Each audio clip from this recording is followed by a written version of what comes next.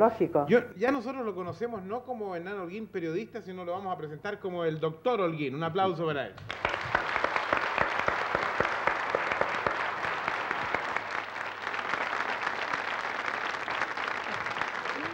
Así es. Buenas tardes.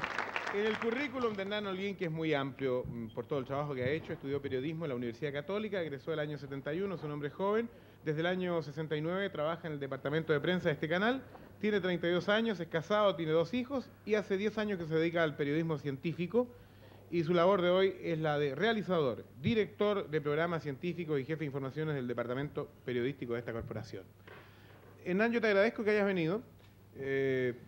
Tú regresas de un viaje muy largo, de varios meses. Sí, acabo de estar 63 días en el exterior realizando la serie de programas para la franja cultural que hacemos anualmente en el canal. Estos programas son de mucho trabajo, ¿no? Muchísimo, más de lo que la gente cree. En realidad muchas veces nos preguntan por qué no hacemos más de este tipo de programas. Y con justa razón. La gente quisiera tener a lo mejor una vez a la semana un programa científico cultural.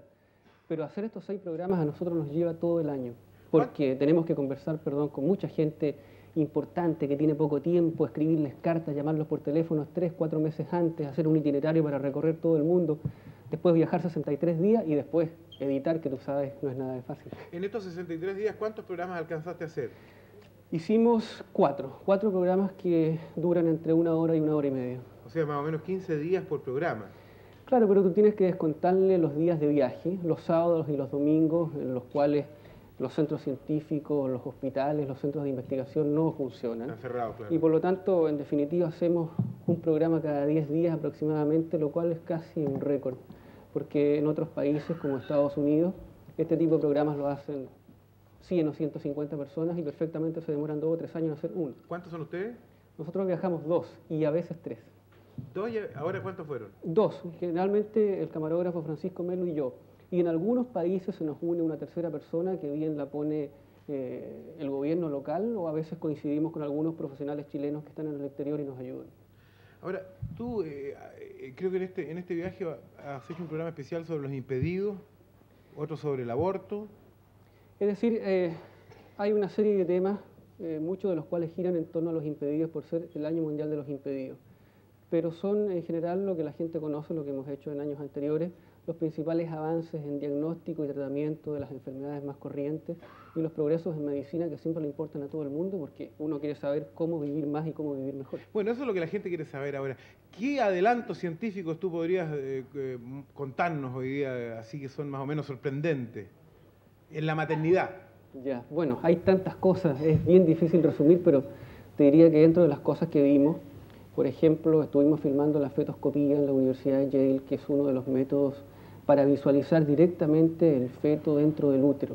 Es decir, tú puedes ver al niño cómo se mueve, cómo se desenvuelve antes de que nazca.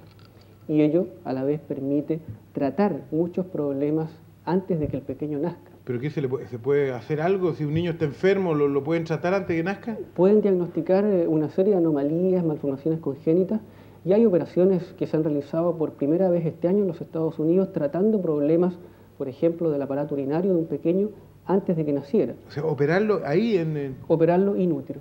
¿En el útero? Exactamente. ¿Y ha dado resultado la operación? Excelente. Fue un caso que se mostró con mucha publicidad en los Estados Unidos, fue a mediados de año, porque si ese niño no hubiera sido tratado antes de que naciera, corría el riesgo de morir o de nacer con graves complicaciones que le daban un muy mal pronóstico para su futuro.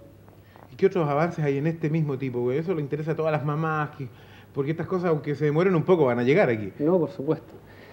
Bueno, hay muchas cosas. Yo creo que la gente conoce la ecografía, llegó hace varios años a nuestro país, pero cada día los equipos son más sofisticados. A mí me tocó ver también en Yale cómo con los ecógrafos diagnostican muchos problemas y pueden hacer otro tipo de exámenes antes de que el niño nazca. Me tocó ver electrocardiogramas de niños antes de que nacieran.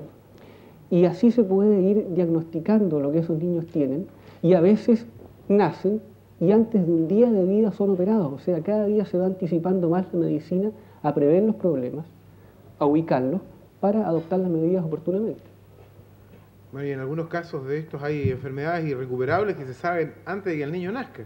Lamentablemente. O sea, yo diría que en la mayoría de los casos es posible hasta hoy diagnosticar el problema, pero no siempre tratarlo. O sea que ahí va a haber una cosa que, por un lado está la fe, por la moral y la parte científica. Claro, sobre todo en países como el nuestro, donde los principios éticos y morales están mucho más arraigados, diría yo, y donde toda la población, o prácticamente la totalidad, es cristiana y sigue lo que la Iglesia determina en este sentido. En otras partes, como en Estados Unidos y en Europa, porque con estas técnicas que yo te decía, por ejemplo, es posible saber hoy si un niño es mongólico o no antes de que nazca. En otros países no tienen ningún problema y cuando diagnostican esto, simplemente interrumpen el embarazo. Hacen un aborto. Claro.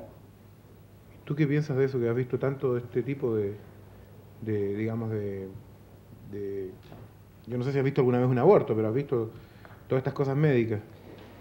Me tocó ver el año pasado en Londres, cuando estábamos haciendo un programa sobre microcirugía de trompas en la mujer, ¿Ya? ver inesperadamente un aborto.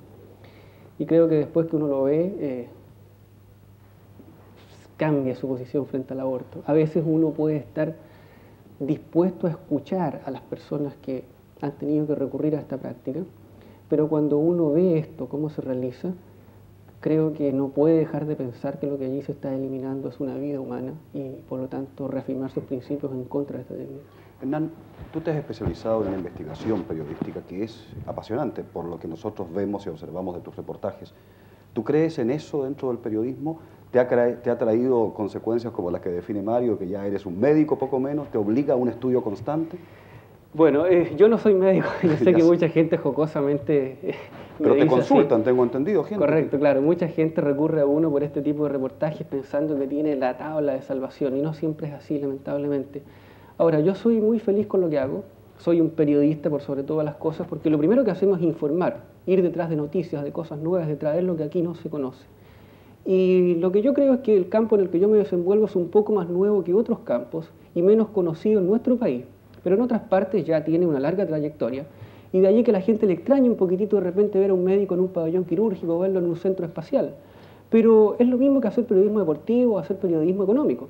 Exacto. ¿Qué estamos viendo ahí? Bueno, aquí hay una reseña muy corta de algunas de las cosas que filmamos este año. Lo que tú ves en este instante es la piel artificial, desarrollada este año en MIT, en Estados Unidos, y que abre grandes perspectivas para tratamiento de los quemados.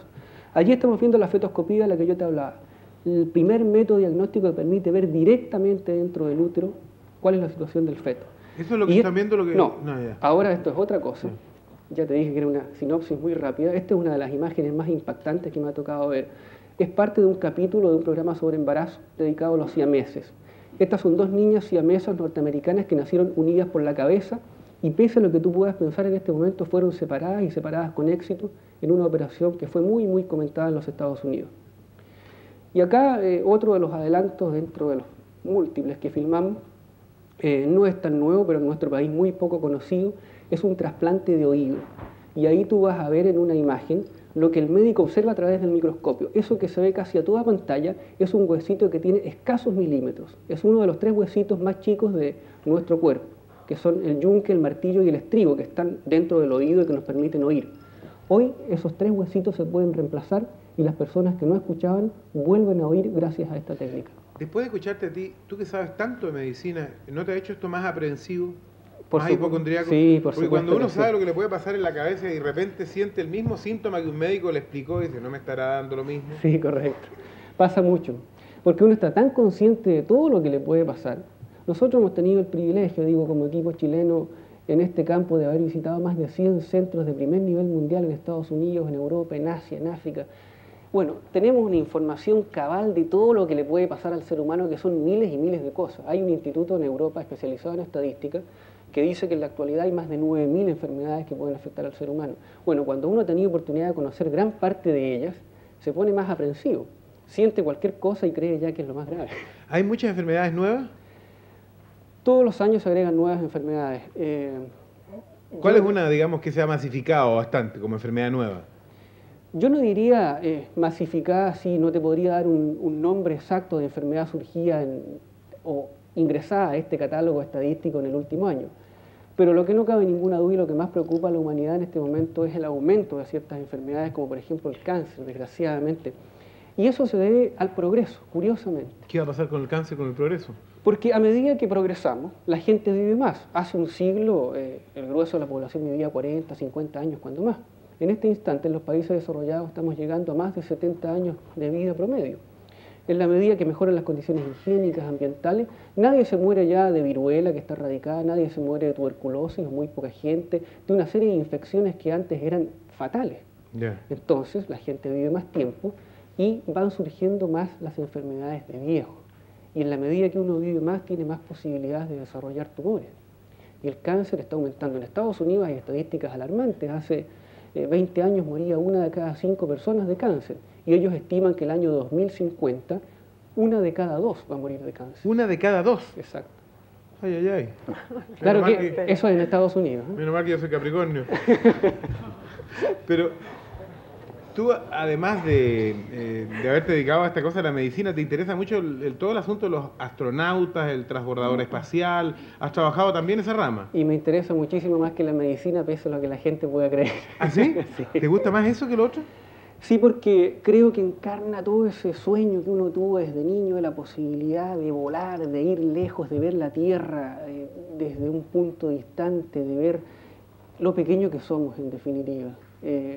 Para mí los astronautas, los viajes espaciales encarnan la grandeza de espíritu del hombre, ese deseo de proyectarse al infinito y de conocer y de tener inquietudes siempre de ir más y más allá. Y todos estos millones y millones de dólares que se han gastado en los viajes espaciales, tú podrías decir, quizás tú tienes más información que nosotros, que han servido para alguna cosa que sea palpable para nosotros. Pero por supuesto, yo creo que tenemos tantas cosas derivadas de los viajes espaciales que casi no nos damos cuenta. Aquí mismo, en nuestro campo, hace 20 años, tú sabes, las transmisiones vía satélite no existían, era imposible ver un campeonato del mundo, una olimpiada como lo hacemos hoy, casi a diario, los matches de boxeo, los partidos internacionales de fútbol. Los satélites de comunicaciones fueron desarrollados obviamente con la era espacial y cada día progresan más. Esos mismos satélites nos permiten hoy día hablar en forma instantánea y muy clara con Japón, con África, cosa que antes, tú te recordarás, también era imposible, había que esperar horas y días para obtener una comunicación y apenas se escuchaba. La gente cuando toma un teléfono hoy en Santiago para hablar con Punta Arenas lo está haciendo a través de un satélite. Tenemos todos los equipos médicos, son producto de la era espacial. La gran mayoría de los equipos de diagnóstico que se usan hoy, los electrocardiogramas, los electroencefalogramas pequeños, grabadoras que tú te pones y te llevas 24 horas para la casa y pueden registrar el trabajo de tu corazón, del cerebro, todo eso fue derivado de los viajes espaciales.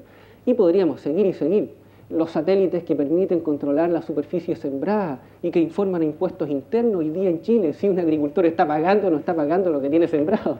Bueno, está feliz impuesto interno, pero están muy enojados los agricultores con este asunto. Y hasta cosas muy pequeñas, te digo, la gente debe ubicar estos broches que hay hoy día de casacas o de zapatillas de tenis que son como dos esponjas que se pegan. Bueno, esas son las cerraduras que tenían los zapatos de los astronautas cuando fueron a la Luna. Ellos no podían estar abrochándose los cordones y se inventó un nuevo tipo de cierre que hoy día se usa masivamente. Toda esta cosa espacial es la que trajo el computador, ¿eh? Además. Porque el computador ya hace de todo. Yo no sé si usted sabe, señorita, que hay música por computación. Ah, no, no tenía idea. Claro, tú sabes que hacen, hay música por computación sin que participe ningún músico, lo que es una felicidad para nosotros en el futuro. No vamos a tener que depender de los músicos, ni de todas estas molestias que nos causan la orquesta. Tengo entendido que tú te hiciste también amigo así de los astronautas, de alguno de ellos, porque como has ido varias veces, los has visto preparándose. ¿Cómo es la vida de esta gente? Pienso que toda la gente quiere saber un poco de los astronautas. Bueno, afortunadamente tengo un amigo astronauta y puedo decirlo con toda propiedad, es el único astronauta que habla español. A raíz de eso nos conocimos en un viaje anterior en Houston, es un hombre que nació en Costa Rica, pero que es nacionalizado americano. Y a través de él he podido conocer muy de cerca cómo viven ellos. Ahora, yo te diría que son hombres muy sencillos, muy simples, más allá de lo que uno se pudiera imaginar, que gozan haciendo lo que hacen y que ellos se consideran pilotos, nada más. Lo que les gusta es pasar arriba de un aparato aéreo, tienen que estar haciendo vuelos de prueba constantemente en distintos aviones y disfrutan intensamente con lo que hacen.